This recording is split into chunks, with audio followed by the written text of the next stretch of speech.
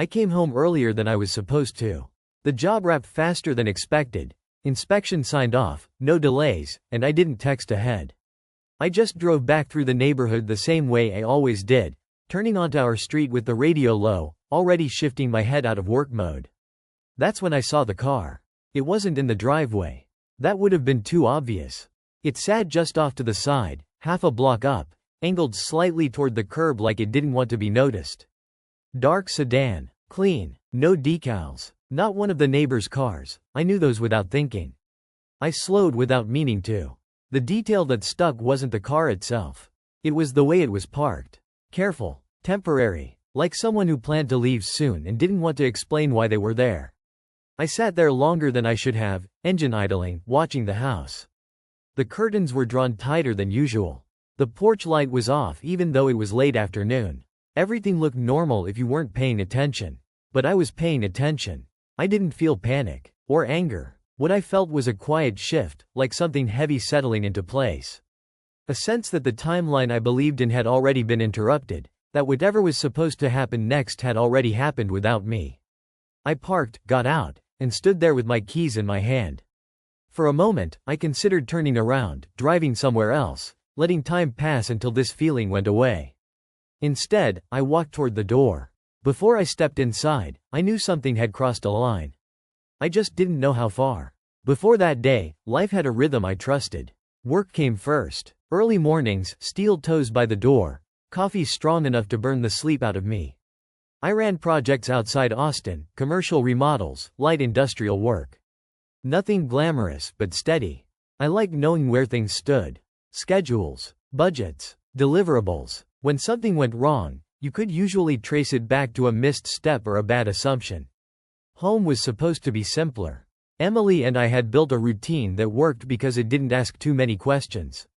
The kids' schedules filled the evenings, homework at the counter, backpacks kicked under chairs, dinner always later than we planned.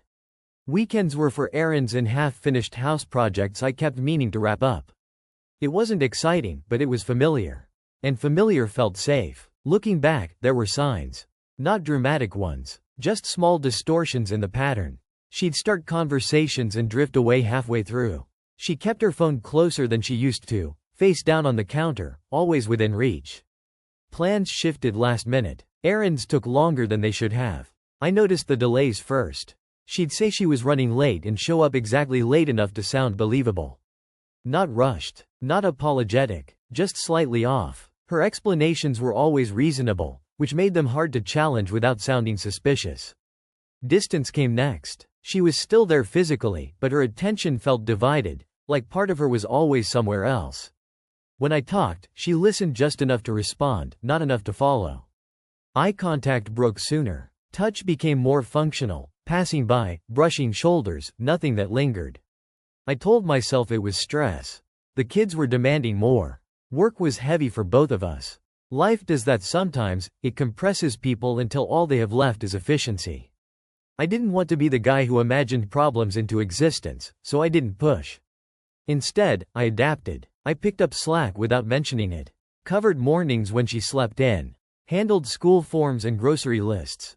I thought if I made things easier, whatever pressure she was under would ease. That logic made sense at the time. What I didn't realize was that I was responding to symptoms, not causes. I was adjusting to a situation that had already shifted, trying to stabilize something that was quietly moving out of alignment. By the time I came home early that afternoon, the routine I trusted was already broken. I just hadn't acknowledged it yet. When I stepped inside, I didn't announce myself. That wasn't intentional at first. I just didn't feel the need to speak. The house had a different weight to it, like the air had been disturbed and hadn't settled back yet. Sounds carried strangely. A floorboard creaked upstairs, then stopped. Water ran somewhere it didn't usually run at that hour. I set my keys down slower than normal. Emily came into view from the hallway, not startled exactly, but caught off balance. Her smile arrived a second late, like it had been called in from somewhere else. "You're home early," she said. I nodded. Wrapped up sooner than expected. Her eyes moved past me, just briefly, toward the front window. The movement was small, but it registered. People look toward exits when they're measuring time. I didn't ask anything. That surprised her more than if I had. She waited, filling the silence with motion, straightening a cushion, brushing hair behind her ear. Her hands didn't settle. I walked farther into the house and noticed details I would have missed before. Shoes by the door that weren't mine. The faint smell of a cologne I didn't own, not strong enough to accuse, just strong enough to exist. A glass in the sink that hadn't been rinsed properly. Nothing added up on its own. Together, it formed an outline. I heard movement upstairs again. A door opening, then closing softly. Careful. Considerate. The kind of sound someone makes when they're trying not to be remembered. That's when something in me shifted. Not anger. Not shock. Clarity. I understood that whatever was happening wasn't spontaneous.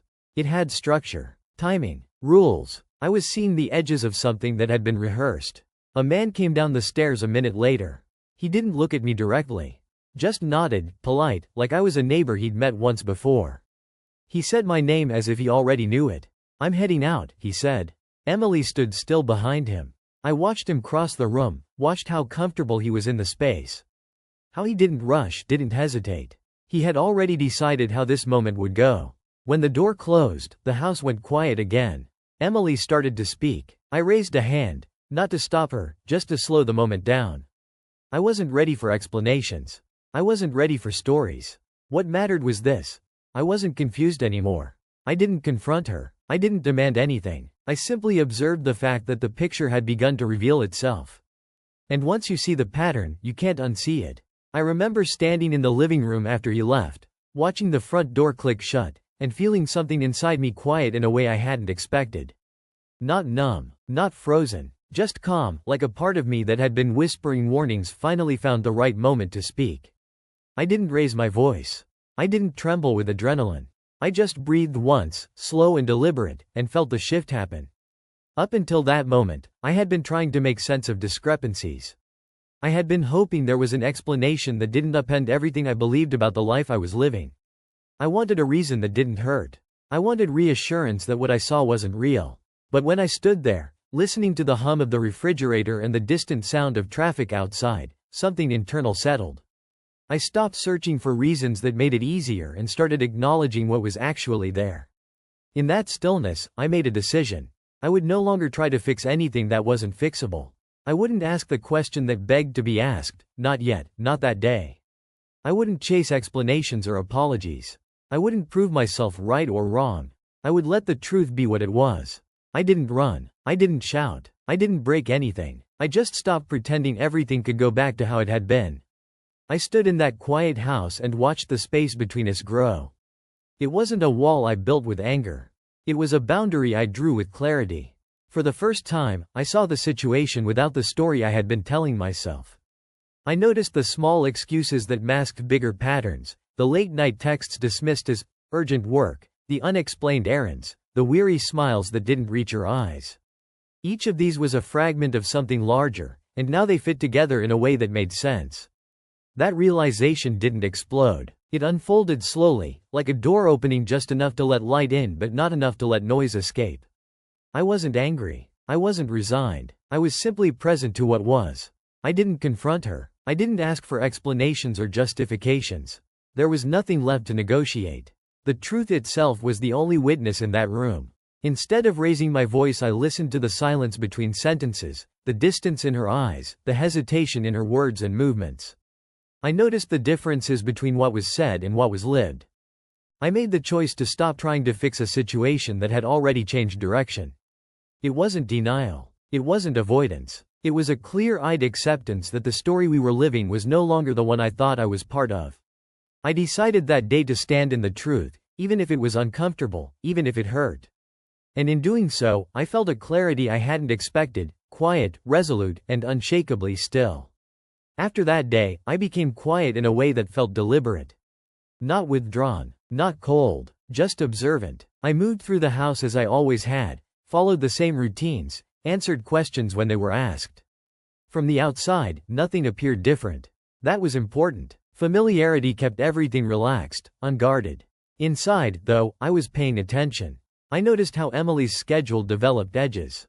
Days that used to be flexible became rigid. She'd announce plans instead of discussing them. Her phone habits changed again. Longer pauses before answering messages, shorter replies to me. When she laughed at something on the screen, it never came with context. I stopped filling in gaps for her. When she said she'd be late, I didn't ask why. When she left the room to take calls, I didn't follow with my eyes. I let silence do the work. People reveal more when they aren't being examined. Patterns formed quickly once I stopped interfering. Certain nights repeated themselves. Certain errands aligned too neatly with the kids' schedules. She became careful with time but careless with consistency. Small contradictions appeared. Details that didn't match from one telling to the next. I didn't document anything physically. I didn't need to. I work in logistics. Tracking timelines is second nature. Dates, durations, frequency. Once you know what to watch for, the data collects itself. There were moments when she studied my face, searching for something. Reaction, suspicion, anger. I gave her none of it. Calm is unsettling when someone expects resistance. The tension grew quietly. It lived in the spaces between sentences, in the way she hesitated before committing to plans, in the way she checked her phone immediately after we spoke. I felt it most when I was alone, sitting in the truck after work, standing in the kitchen after everyone else had gone to bed. I wasn't waiting for proof. I was waiting for inevitability. When people believe they're managing a situation, they loosen their grip. They start taking risks. They assume silence means ignorance. I let that assumption settle in. There were no confrontations, no scenes, just accumulation. Each small observation stacked onto the last until the shape of the truth became unmistakable. Not dramatic, not shocking, just complete. I understood then that the moment I was waiting for wouldn't need my help. It would arrive on its own, carried by the weight of its own inconsistencies. All I had to do was stay still long enough to recognize it when it came. The situation didn't stay contained the way I once believed these things did. It reached outward, touching areas of life that weren't supposed to be part of whatever was happening between us. The children noticed first. Not the details, just the absence. Emily's attention fractured. She was present in body, not in focus. Conversations drifted off mid-sentence. Promises were answered with, later, more often than before. I watched carefully. The house changed tone. Mornings felt rushed even when there was no reason for them to be. Afternoons stretched longer. The rhythm that had once held everything together began slipping in places that couldn't be explained away as stress. Then there was him. He stopped being hypothetical and started behaving like someone who belonged. Not openly, not boldly, but with familiarity. His presence left traces. Subtle ones. Adjusted thermostat settings. Items moved just enough to suggest another set of preferences in the house. He didn't respect the space because he hadn't earned it. I didn't confront that either. What unsettled me wasn't the betrayal itself anymore. It was the assumption behind it. The assumption that this home, this family, this structure could absorb a third person without consequence. That boundaries could be crossed quietly and remain intact. They can't. One afternoon, my youngest asked an innocent question. Why Mom's friend came by so much when Dad was at work. The words landed softly, without accusation. That's what made them dangerous. Children don't filter. They observe. I answered calmly, redirected, made a note. That was the moment I understood this wasn't just about my marriage. It was about exposure. About the erosion of something stable into something confusing and unsafe for people who hadn't chosen any of it. The private had become public without permission. Emily began managing narratives instead of realities. What the kids knew, what the neighbors saw, what I was assumed to understand. The effort showed. Control requires energy, and she was running out of it. I stayed quiet, not passive, strategic. I started separating responsibilities cleanly. School logistics, medical records, finances, anything that could blur later, I clarified early. Not dramatically, just precisely. Documentation instead of discussion. By then, the outcome was no longer in question. The situation had grown too large to contain. Too many variables, too many witnesses. The lie couldn't survive its own expansion. Whatever was coming next wouldn't be a confrontation. It would be a reckoning brought on by simple exposure, the natural result of bringing something hidden into spaces where it didn't belong. And once that happens, there's no putting it back. The day it happened, I didn't plan for a confrontation. I didn't rehearse lines in my head. I didn't storm into a room with evidence piled in my hands like a prosecutor entering a courtroom. I simply made space, quiet space, for the truth to land without interference. Emily and I were in the living room. The kids had left for school, backpacks slung over shoulders and barely a backward glance. The house was still, the way it felt when everyone is somewhere else, calm but expectant, like it was waiting for something to finally happen. She spoke first, not with trembling urgency, not with desperation, just words that came out in a steady stream. Carefully chosen sentences, justifications that tried to reframe things, soften the edges, make it seem like choices were misunderstandings instead of decisions. She talked about stress, about feeling unseen and unheard, about wanting connection. For a moment I listened the way I always had, like a partner trying to understand. But this time was different. I didn't interrupt. I didn't raise my voice. I didn't ask where the pattern began or when the focus shifted. I didn't offer forgiveness, and I didn't demand apologies. I simply heard the words for what they were, not explanations, not confessions, not pleas, but attempts to shift the narrative back to something comfortable. She paused at one point, expecting me to react. Expecting a reaction I once gave without thinking. I stayed still. My eyes didn't search for meaning behind her words. My face didn't tighten with anger. My voice didn't rise in disbelief. I just stayed calm, neutral, steady, contained. When she finished, there was a space of silence that felt thicker than any argument. She searched my face, looking for softness, for the version of me who would step in and smooth things over. The version of me who would explain things away and restore the old equilibrium. But that version of me was already gone. I spoke only a few sentences. I didn't ask her to recall dates or justify choices. I didn't detail the patterns I had seen or offer the truth I had already recognized. I didn't accuse. I didn't plead. I simply said, "I hear you." That startled her more than any anger could have. Because I wasn't collapsing into empathy the way I once did. I wasn't defending myself. I wasn't shifting blame. I wasn't trying to fix how we got here. I was acknowledging reality. Emily tried again, softer this time, quieter, almost reflective. She asked if we could talk about solutions, about repairing what was broken, about rebuilding trust. I listened. My expression didn't change. I didn't argue. I didn't reject her outright. I just didn't step back into the role I used to play.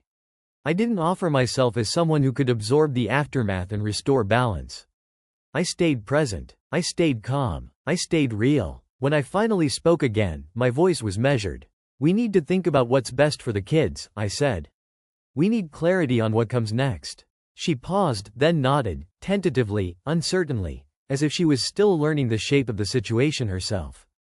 And in that moment, without raised voices, without dramatic confrontation, we crossed the threshold from denial into something firmer. A clear-eyed assessment of what was true and what had to happen next. After that conversation, things didn't explode the way people expect them to. There were no slammed doors or shouted accusations echoing through the house. Instead, everything began to move on its own, like a process that had already been set in motion and no longer needed direction. Emily grew restless. She checked in more often, asked questions that weren't really questions. How I was feeling, what I was thinking, whether I wanted to talk more. Each attempt felt like a hand reaching for a railing that was no longer there. I didn't pull away. I just didn't move closer. Her anxiety showed in small ways. She hovered in doorways, repeated herself, tried to manufacture normal moments, suggesting dinners, family outings, conversations late at night after the kids were asleep. Each offer carried the same quiet urgency: give me something to work with. I gave her nothing she could use. My attention narrowed. The kids came first. Mornings became structured, evenings predictable. I kept my voice steady, my presence consistent. Whatever confusion was happening between adults would not bleed into their sense of safety. Behind the scenes, I handled what needed handling. Accounts were separated cleanly, not aggressively, just methodically. I gathered records, not as leverage but as clarity. I didn't consult friends for advice or vent frustrations. I didn't need validation. I needed order. Emily sensed the shift. Control was slipping from her hands, and she didn't know how to stop it without forcing a reaction. She tried once, pushing for emotion, pressing into old habits where I would reassure her, take responsibility, promise effort. I didn't engage. The more I stayed still, the more the situation revealed itself. Her explanations became tangled. Timelines didn't align. Small admissions surfaced without prompting. Not confessions, leakage. The truth escaping because it no longer had structure to contain it. Eventually, she stopped trying to steer. There was a quiet resignation that settled in its place. She moved through the house cautiously now, like someone aware they were no longer setting the tone. Conversations became logistical. Who was picking up the kids? What needed to be paid? When schedules change, the unraveling didn't need my help. Once momentum shifts, things complete themselves. People act out of fear, not strategy. Mistakes get made. Stories contradict. Assumptions collapse under their own weight. I stayed focused on what mattered and let everything else resolve naturally. Not out of indifference, but because involvement would have slowed the inevitable. By the time the path forward became unavoidable, nothing needed to be said. The situation had already defined itself, quietly and completely, without requiring my participation at all. The divorce didn't arrive with drama. It came quietly, folded into envelopes, scheduled into calendars, handled in offices with neutral colors and polite voices. There were signatures, acknowledgments, and waiting periods that turned something once emotional into a series of administrative steps. I didn't feel relief. I didn't feel victorious. What I felt was stillness. Emily tried once more, near the end, to reopen something she believed might still exist. Not with accusations or guilt, but with nostalgia. She spoke about memories, about how we started, about how people change and sometimes lose their way. She asked if this was really the only outcome. I listened. I always listened. Then I told her the truth, not harshly, not defensively. I told her that the outcome had already happened long before paperwork caught up to it. That what we were doing now wasn't ending anything. It was just formalizing a reality that had been in place for some time. She nodded slowly, as if hearing something she already knew but hadn't wanted to accept. We agreed on custody without argument. The kids deserved stability, not leverage. Assets were divided cleanly. No theatrics, no punishment, just separation. When I moved out, I took only what was mine and what I needed. Tools, clothes, a few photos. The rest stayed where it was. Objects didn't hold meaning for me anymore. The new place was quiet, smaller, temporary, but it felt honest. There was no pretending there, no expectation to maintain appearances. Just space to breathe and think. The kids adjusted faster than I expected. Children sense tension more than change. Once the uncertainty lifted, they found their footing again. Routines rebuilt themselves. Emily and I communicated only when necessary.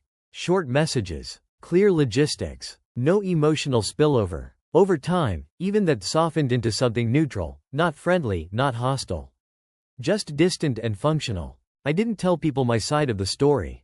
I didn't correct assumptions or clarify rumors. The truth didn't need my help anymore. It stood on its own. Walking away didn't feel like loss. It felt like stepping out of a room that had grown too loud without realizing it. I didn't carry resentment forward. I didn't look back for closure. I accepted what happened, learned what I needed to learn, and let the rest dissolve. Some endings aren't meant to teach lessons or deliver justice. They're meant to restore balance quietly, without applause. This was one of those endings. I came out of it changed, but not the way people expect. I wasn't angry. I wasn't bitter. I didn't carry a need to explain myself or justify the decisions I made. What stayed with me was quieter than that. More durable. I learned that silence isn't always surrender. Sometimes it's definition. A line drawn without argument. A refusal to participate in something that no longer deserves access to you. For a long time, I thought strength looked like effort, fixing, negotiating, absorbing impact for the sake of keeping things together. What I understand now is that strength can also look like restraint. Like standing still and letting reality reveal itself without interference. That first moment, the unfamiliar car, the misalignment I felt before I even walked inside, wasn't the beginning of the end. It was the moment I stopped lying to myself. Everything that followed was simply alignment catching up. I didn't win anything. I didn't take anything from anyone. I just stepped out of a situation that had crossed a boundary it couldn't uncross. Life rebuilt itself slowly after that. Not perfectly, not dramatically, just honestly. Days regained shape, nights regained quiet. The absence of constant tension made room for something steadier to take its place. I don't revisit the past often. There's nothing there that needs correcting. What happened happened. What mattered was how I responded once I saw it clearly. Some moments don't ask you to fight. They ask you to notice. And once you do, there's no way back, only forward, with less noise, fewer illusions, and a deeper respect for your own boundaries.